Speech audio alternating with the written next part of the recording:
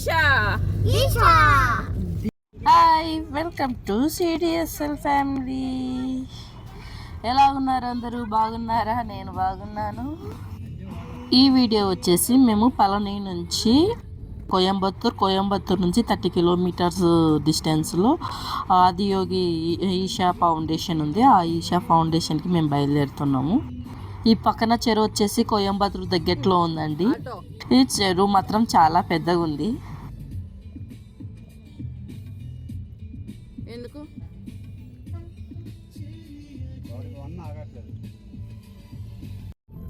అవును, మీలో ఎంతమందికి ఇష్టం ఇలా చెరువుల దగ్గర చేపలు పట్టాలి అనేసి? నాకైతే చాలా ఇష్టం. నేను ఇంతవరకు లైఫ్లో ఎక్స్పీరియన్స్ చెయ్యలేదు. లైఫ్లో ఒక్కసారైనా చేపలు పట్టడం ఎక్స్పీరియన్స్ చేయాలని ఉంది. దేవుడు కోరిక తీరిస్తే బాగుంటుంది. అన్ని కోరికలు కాకపోయినా ఇలా చిన్న చిన్న కోరికలు నెరవేరితే ఎంత బాగుంటుందో కదా లైఫ్లో. చూద్దాం.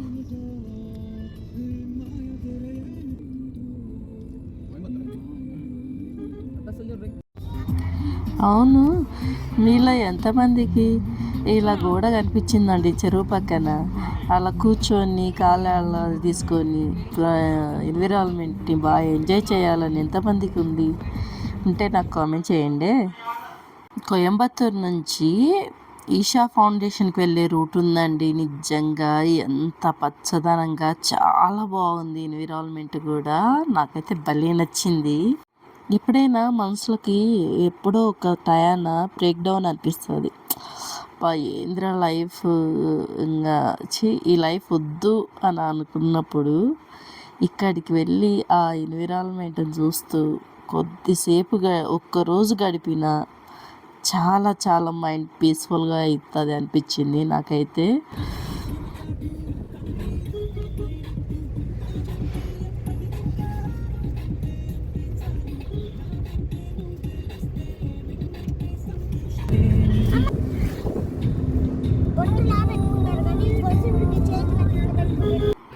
Welcome to Isha Foundation. ఈ ఈషా ఫౌండేషన్ని స్థాపించింది సద్గురు అండి. ఈషా ఫౌండేషన్లో వచ్చేసి ఆదియోగి స్టాచ్యూ ఉంటుంది.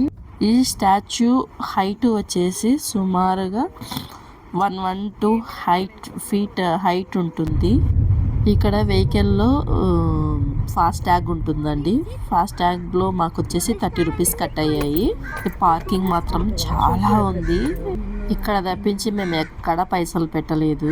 వచ్చి కరెక్ట్గా మంచి ఈవినింగ్ టైమింగ్లో వెళ్ళాము. మంచి మంచి ఫొటోస్ వస్తాయి అనేసి వెళ్ళి మంచి మంచి ఫొటోస్ వచ్చినాయి. అసలు స్టాచ్యూ దగ్గర ఉంది. వావ్ అనిపించింది మాకు. కావాలంటే మా వీడియోలో కూడా ఉంటుంది, మీరు కూడా చూసేయండి.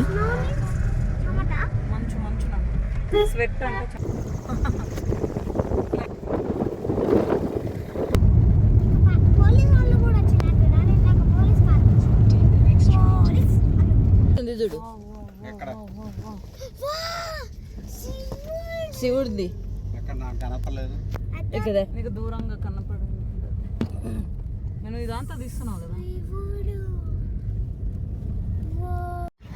ఈ ఆదియోగి స్టాచ్యూ దగ్గరికి వెళ్ళేసరికి సన్లైట్ అప్పుడే డౌన్ అవుతుంది. అసలు నిజంగా ఎంత బాగుందో చూడడానికి కన్నులు అసలు సరిపోలేదు అనుకోండి, అంత బాగుంది. ఫొటోస్ దిగేసి అప్పుడే 7:30 అయింది. 7:30కి ఇక్కడ లేజర్ షో స్టార్ట్ అవుతుందండి. వర్షం పడితే స్టార్ట్ అవ్వదు, కానీ ఆ రోజు దేవుని దయ వల్ల వర్షం పడలేదు. లేజర్ షో స్టార్ట్ అయ్యింది. చూడనీకైతే మాకైతే చెప్పలేను, అసలు ఎక్స్ప్లెయిన్ చేయలేను మీకు. అది ఫుల్ కూడా మన వీడియోలో ఉంది, చూసేయండి. నేను లింక్ యాడ్ చేస్తాను, కామెంట్లు కూడా పెడతాను ఆ లింక్ని. చాలా బాగుంది, అస్సలు మిస్ అవ్వద్దండి లైఫ్లో వెళ్తే.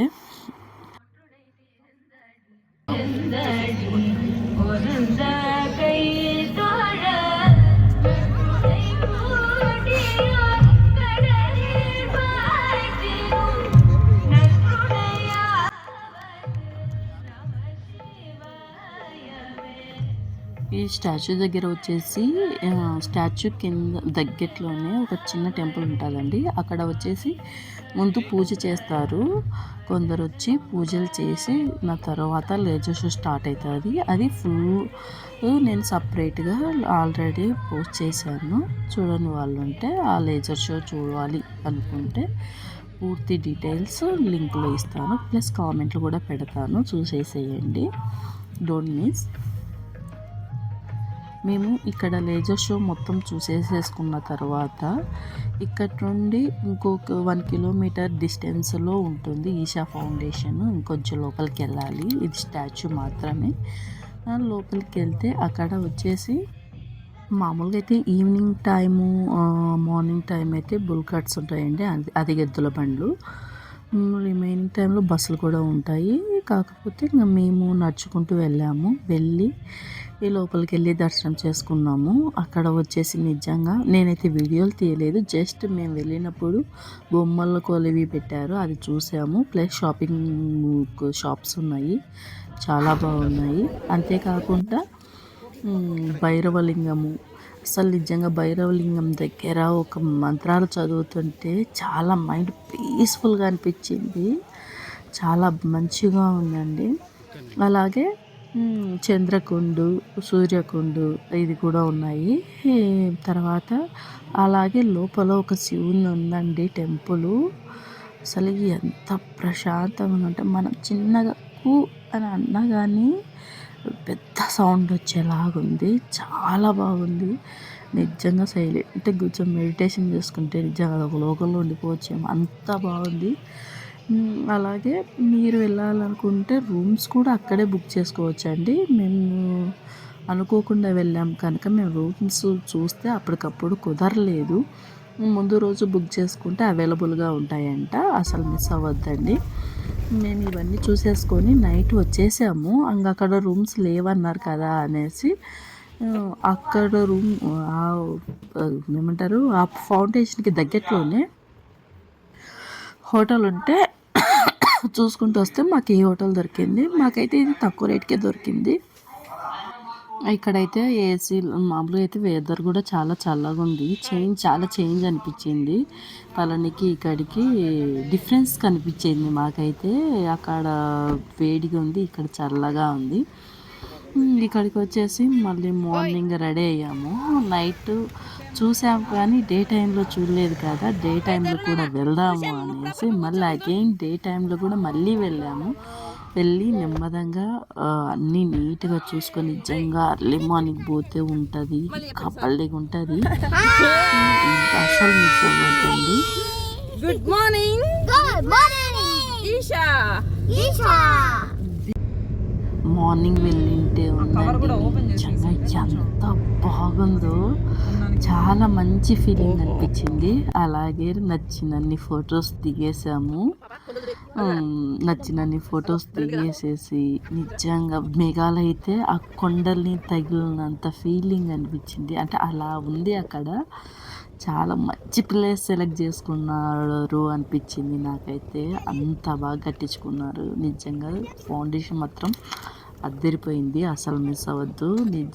లైఫ్లో ఎప్పుడైనా లోన్లీగా ఉంటే వెళ్ళాలి అని అనిపిస్తుంది నాకు. ఇప్పటికి కూడా ఎప్పుడైనా అలా వెళ్ళాలి అనిపిస్తుంది, అంత బాగుంది, అసలు మిస్ అవ్వద్దు. మార్నింగే ఫుడ్ ఏం లేదు కనుక నేనైతే అప్పాలు ఒక 2 అప్పాలు తిని వాటర్ తాగేసేసాను.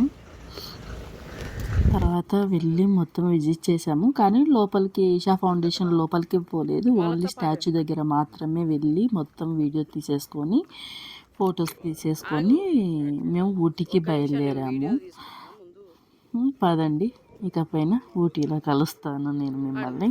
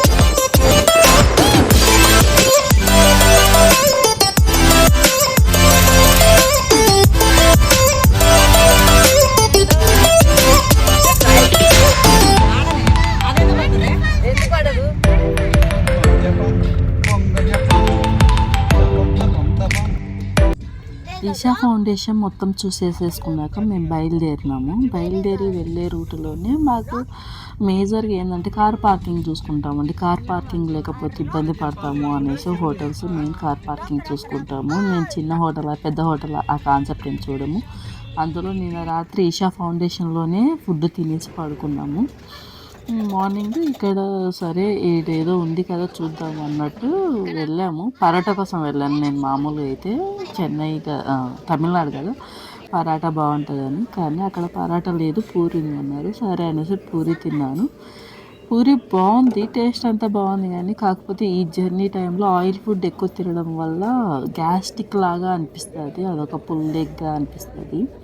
నేను అందుకే ఎప్పటికైనా కానీ కంపల్సరిగా కంపల్సరిగా నేను పౌచ్లో పెట్టుకుంటాను, ఎందుకైనా మంచిది అన్నట్టు, ఇబ్బంది పడకూడదు అనేసి. కొద్దిసేపు తర్వాత అంత నార్మల్ ఉంది, కంటిన్యూ జర్నీ సాగుతూ ఉంది. కొద్దిసేపు తర్వాత పుల్లెగ్గా అనిపించింది. అమ్మ ఇవి భరించలేమనేసి పెట్రోల్ బంక్ దగ్గర పెట్రోల్ కొట్టించుకున్నట్టే మీరు మీ పనులు చేసుకోండి, నేను ఈనో తాగుతా అనేసి గ్లాస్ తీసేసుకొని ఈనో తాగేసాను. నాకైతే మాత్రం చాలా రిలీఫ్ అనిపిస్తుంది. మీకు అలా ఎప్పుడన్నా అనిపించిందా? నేనైతే కంపల్సరీగా పారాసిటమాల్ ట్యాబ్లెట్స్, ఈనో ప్యాకెట్స్ అలా కొన్ని కంపల్సరీ జర్నీలలో పిల్లలు ఉన్నా కానీ నేనున్నా కానీ కంపల్సరీ పెట్టుకుంటాను. అక్కడ తాగేసేసి గాలి కూడా చెక్ చేయించుకున్నాము. మొత్తం కొండపైకి వెళ్ళే పని కదా, మళ్ళీ కిందనే నీట్గా చేయించుకుందాము అనేసి చేయించుకున్నాక ఇక్కడ చెక్ పోస్ట్ వచ్చింది. ఇక్కడ ప్లాస్టిక్ పైకి అలో చేయట్లేదండి, బాటిల్స్ ఏమన్నా ఉన్నా తీసేసి వెళ్ళండి అని అన్నారు. అంటే మనం పర్టికులర్గా వాడే బాటిల్స్ అయితే ఏమనట్లేదు, కానీ మామూలు వాటర్ బాటిల్స్ అవి అయితే పైకి తీసుకుపోనివ్వట్లేదు. అలాగే అక్కడ ఏదో ఫామ్ ఫిలప్ చేయాలన్నారు, అంతే 25 రూపీస్ చేయించుకున్నారు. మరి ఎందుకు అనేది నాకు ఎగ్జాక్ట్గా తెలియదు. మా వీడియో కానీ నచ్చితే please do like, share, subscribe to my channel. మరో వీడియోతో మేము ఉంటా. బాయ్.